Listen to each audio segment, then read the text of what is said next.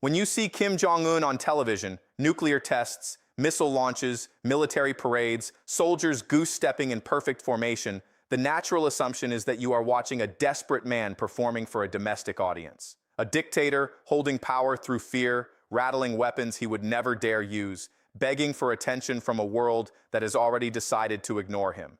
That picture is wrong, not partially wrong, fundamentally wrong. What Kim Jong Un has been executing over the last 3 years is not desperation. It is the single most sophisticated piece of geopolitical signaling of the 21st century. And the audience he is speaking to is not Washington. It is not Seoul. It is not Beijing. The audience is every government on earth that has ever looked at what happened to Muammar Gaddafi, or Saddam Hussein, or Slobodan Milosevic, and quietly asked, could that happen to us? Kim is not screaming into the void. Kim is teaching a masterclass. And the lesson, delivered in artillery shells, ballistic missiles, and troops on the ground in Europe, is this. Sovereignty in the 21st century has exactly one guarantee, and it is not diplomacy. It is not international law. It is not American friendship. You already know what it is. What you do not know, what nobody in mainstream coverage will connect for you, is what Kim has actually built, who is watching him build it, and what that means for the world order that was supposed to last forever. Here is what most analysts get wrong. They study Kim Jong Un as a North Korea problem, a peninsula problem, a proliferation problem. He is none of those things. He is a systems architect. And the system he has built quietly, deliberately, over a decade, just changed the proliferation calculus for every government on Earth. By the end of this, you will understand Kim's strategic logic better than 95% of the commentators currently on air, because they are analyzing the symptoms. We are going to analyze the machine. 3 layers. 3 layers that, when you hold them together, reveal a message so clear and so alarming that you will wonder how it was missed. The doctrine, the proof of concept, the audience, and the number that anchors everything that follows is this: 3 million artillery shells supplied by North Korea to Russia's active war machine between September 2023 and March 2025, according to South Korea's National Intelligence Service, as of April 2025. To put that number in human terms, the entire United States defense industrial base produced 360,000 artillery shells in the full year of 2023. North Korea, a country under nearly 70 years of international sanctions, outproduced America's war industry by a factor of 8. Let that settle before we go any further. To understand Kim's message, you have to start not in Pyongyang. You have to start in Tripoli. February 2011, Muammar Gaddafi had spent 3 years cooperating with the West. In 2003, he voluntarily dismantled his entire nuclear weapons program, handed over the materials, allowed inspectors in, did everything Washington asked. The sanctions came off. European leaders flew to Tripoli to shake his hand. 8 years later, NATO helped bomb him out of power. In October 2011, Gaddafi was captured by rebels in a drainage ditch and killed.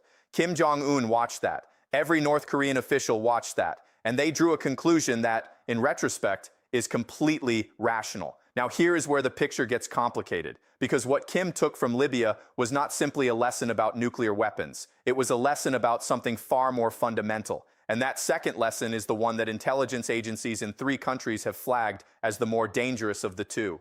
What Kim concluded from Gaddafi was not just build nukes. That is the reading everyone has.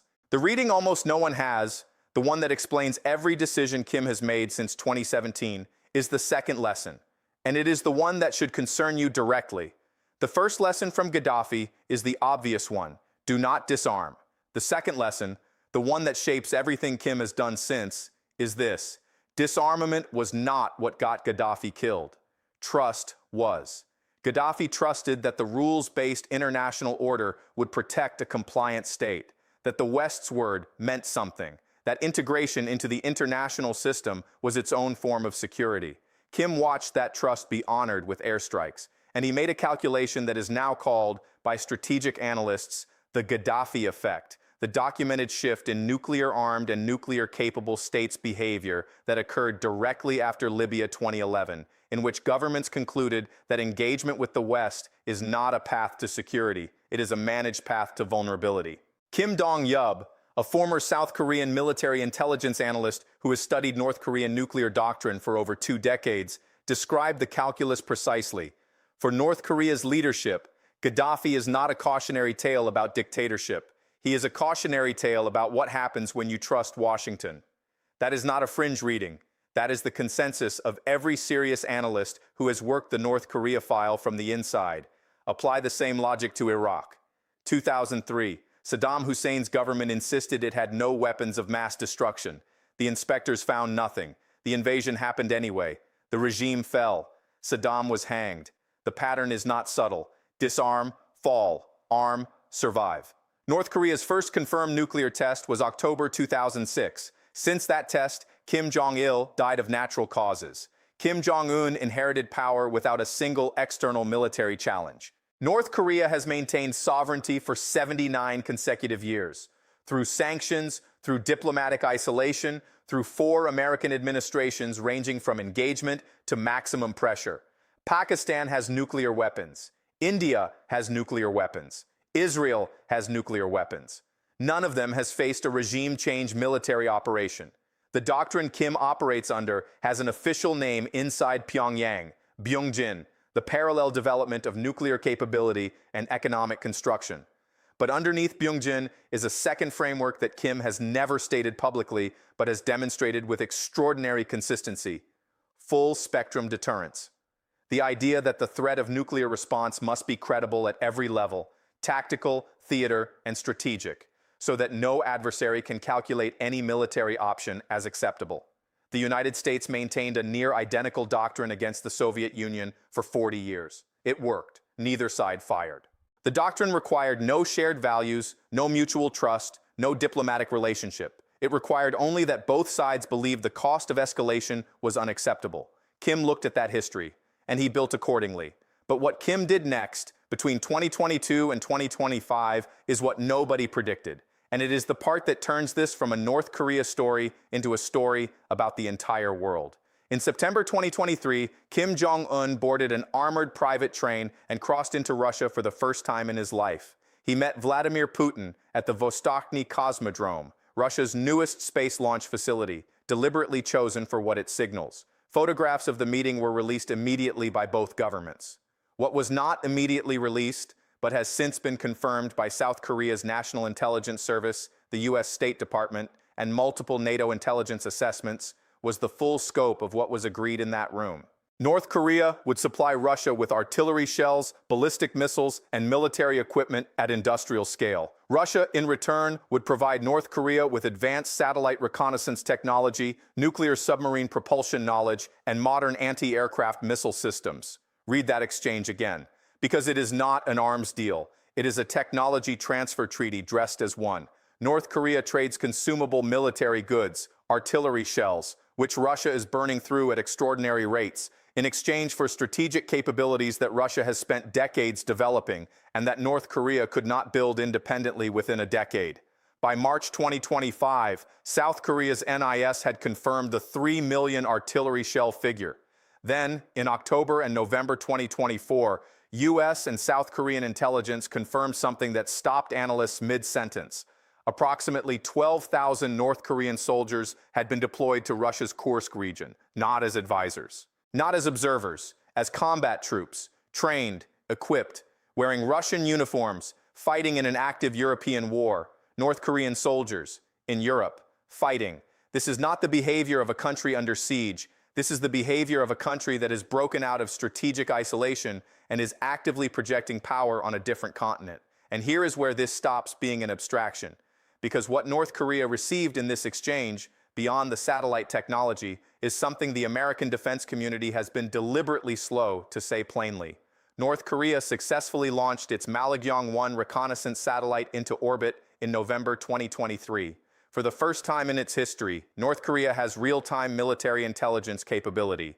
It can now observe troop movements, naval positioning, airfield activity.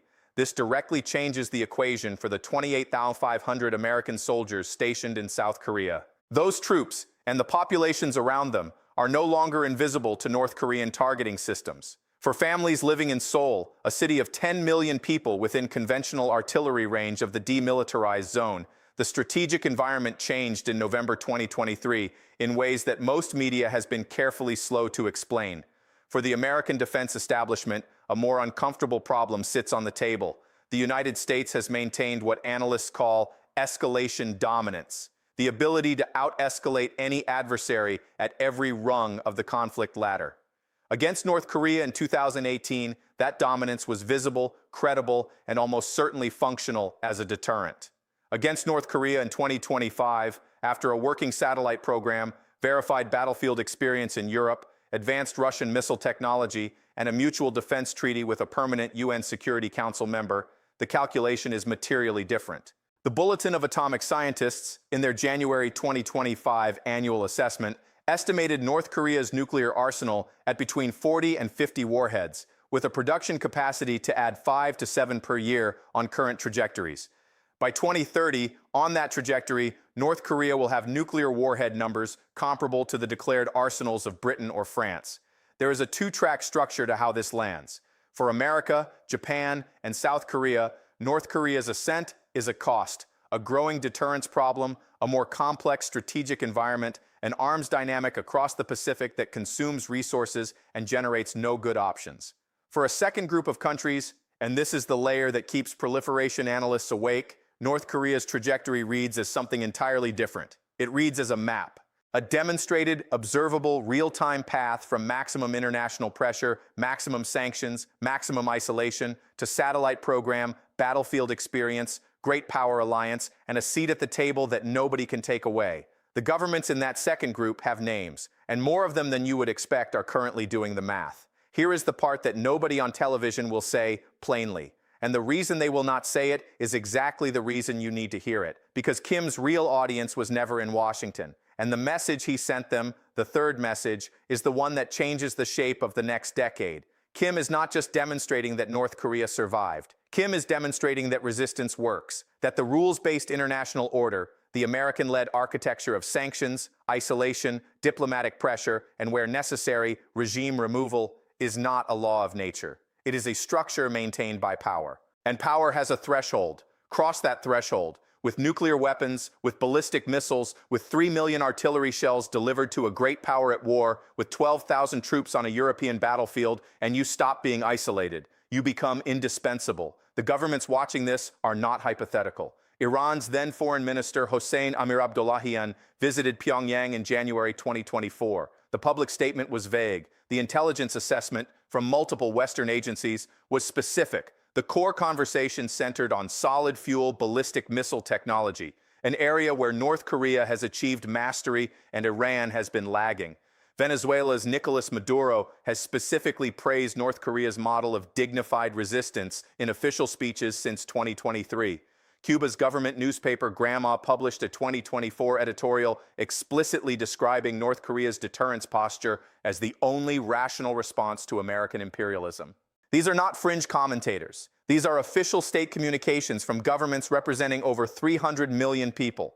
Now apply the Stockholm International Peace Research Institute's February 2025 assessment. 9 countries currently possess nuclear weapons. The number of countries with the demonstrated technical capability to build one, if the political decision were made, is assessed at between 30 and 40.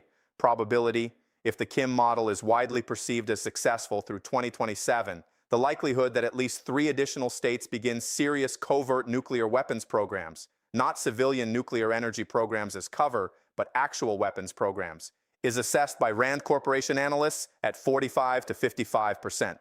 That number is not static. It compounds with every year that Kim Jong Un is demonstrably more secure, more strategically relevant, and more powerful than he was the year before. Before I continue, something deserves a full stop. Between October 2024 and January 2025, South Korean and U.S. intelligence confirmed that North Korean soldiers deployed to Russia's Kursk region suffered casualties in combat. Precise figures have not been publicly released, but the deployment of 12,000 individuals, young men, sent to fight in a war thousands of miles from home on the other side of the world, represents something that tends to disappear from the strategic discussion. These are not data points. These are 12,000 people whose families in North Korea were almost certainly not told where they were going, or why, or whether they would return. The human cost of Kim Jong Un's strategic success is being paid by people who had no voice in the strategy, no knowledge of the calculation, and no choice in the matter. Those figures sit behind every alliance treaty and every technology transfer that follows. Now, the gap between what is officially stated and what is observable. The official position of the United States government as of early 2025 is that the maximum pressure campaign on North Korea remains intact, that the sanctions regime is functioning, that North Korea's economy is severely constrained, and the strategy is working. Observable reality 1. North Korea successfully launched a reconnaissance satellite into functioning orbit, November 2023. The satellite is operational. Observable reality 2. North Korea deployed 12,000 combat troops to an active war in Europe, with functioning logistics chains that a genuinely isolated, economically devastated country cannot sustain. Observable reality 3. Russia's President Putin made a state visit to Pyongyang in June 2024, the first Russian or Soviet leader to do so in 24 years, and signed a comprehensive mutual defense treaty, the first such agreement since the Soviet era ended. That gap between the announced efficacy of maximum pressure and the observable reality of North Korean global power projection is not a messaging failure. It is evidence that the policy framework has failed, quietly, systematically, over a decade. Every student of modern strategic history knows this pattern. The British Empire's maximum pressure campaigns against colonial independence movements followed the same signature. Official statements of control, observable reality of accelerating defection, and a structural gap that widened until it collapsed. The Soviet Union's hold over Eastern Europe followed the same arc. Confident official statements right up to the year the wall came down. The endings, when a gap of this kind is allowed to compound, converge in ways that are uncomfortable to contemplate. Not because collapse is inevitable, but because the longer the official picture diverges from the observable reality, the more abrupt the correction tends to be when it finally arrives. And the governments watching this diverge in Tehran, in Caracas, in Ankara, in Addis Ababa, in Riyadh, are not watching to be reassured by the official statements. They are watching the observable reality, and they are running their own calculations accordingly. Step back from the individual decisions for a moment, because here is what all of this, the doctrine, the proof of concept, the audience, actually means in practical terms, and what you specifically can watch for before any headline announces what is coming. What I want you to take from this is not fear. Fear is not useful. Clarity is useful, because when you understand the system, the incentive structure, the historical signature, the observable trajectory, you can see what is building before the headline announces it. And that is the most powerful thing you can have right now. Now, I want to give the counter-argument a fair and serious hearing, because smart people, people with real strategic credentials and real institutional access, look at everything I have just laid out and land somewhere considerably calmer. They would say, Kim Jong Un's model has succeeded precisely because North Korea is a genuinely unique case. 70 years of total militarization, a completely closed information environment, a population with no alternative frame of reference, and critically, a China next door with a specific strategic interest in keeping the peninsula divided and stable, which gives North Korea a great power patron that most aspiring nuclear states do not have and cannot manufacture. Replicating the Kim model requires all of those conditions simultaneously. Most governments that might want to go nuclear simply do not have them. And the nuclear non-proliferation framework, however imperfect, however selectively enforced, still functions. The 190 nations that have signed the NPT are not doing so out of naivety. They are signing because the benefits of international integration, for most of them, still outweigh the benefits of defection. That is a serious argument, and parts of it are true. The honest picture, stripped of both the panic and the complacency, is this. North Korea's rise does not automatically trigger a proliferation cascade, but it erodes the normative architecture that has prevented one. Every year that Kim Jong Un is visibly more powerful and more secure than he was the year before, every year that Gaddafi's fate is invoked as the cautionary tale and Kim's survival is invoked as the counter model, the calculus for fence-sitting governments shifts, not dramatically, incrementally, until the increments compound into something that cannot be reversed quietly. Watch three things in the next 18 months. Watch whether Iran moves from enrichment to test. The IAEA's February 2025 report placed Iran's uranium enrichment at 60% purity. Weapons grade requires 90%. The technical gap between those two numbers is, according to nuclear engineers cited in the report, 3 to 4 weeks of additional enrichment if the political decision is made. Watch whether North Korea receives a formal invitation to multilateral security negotiations that treat Pyongyang as a peer state rather than a supplicant seeking relief from sanctions. That shift in diplomatic posture would signal that the maximum pressure era is over in practice, not just in analysis. And watch what China does. Beijing's tolerance for North Korea as a strategic buffer, rather than a destabilizing liability, is not unlimited. If China calculates that Kim's global proliferation influence is generating more regional instability than the buffer provides, the relationship recalibrates. When that recalibrates, the entire structure moves. The future is not fixed. History teaches that with absolute consistency. Kim Jong Un did not inherit a winning hand. He inherited a sanctioned, isolated, economically devastated country that serious analysts predicted would collapse within a decade of his father's death. He looked at the Gaddafi model, the Saddam model, the Libya model, and he chose differently. Whether that choice ultimately serves the North Korean people or simply entrenches a system of extraordinary and unaccounted-for human cost is a question that history has not yet answered. But the message he sent by making that choice, that sovereignty requires leverage, leverage requires deterrence, and deterrence requires a willingness to pay a price that comfortable governments will not, that message has been received. The question is not whether it will be acted upon. The question is how many governments are already doing the math. That is what needed to be said. Now you know.